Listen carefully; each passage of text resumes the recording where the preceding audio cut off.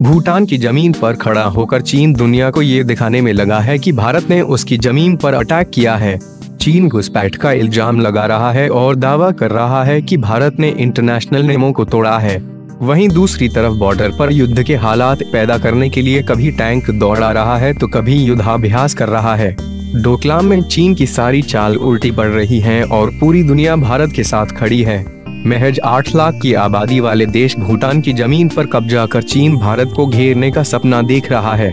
लेकिन डोकलाम में चीन की चालबाजी किसी से छिपी नहीं है। दुनिया जानती है कि चीन कितने पानी में है। विदेश मंत्री सुषमा स्वराज ने खुद बताया है कि इस मसले पर सारे देश उनके साथ हैं। मगर चीन के तेवर देखकर ऐसा लगता है कि उसने डोकलाम को अपना बनाने की कसम खाई है।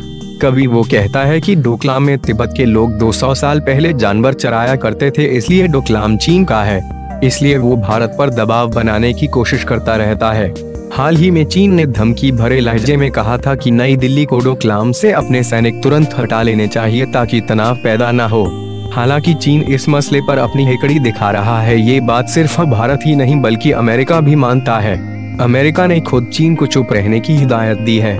वहीं 2 दिनों के दौरे पर भारत आई ऑस्ट्रेलिया की विदेश मंत्री जूली बिशप ने भी चीन को सलाह दी है कि वो डोकलाम में संयम बरतें और भारत से बात करें। बावजूद इसके चीन है कि अपने तेवर बदलने को राजी नहीं है।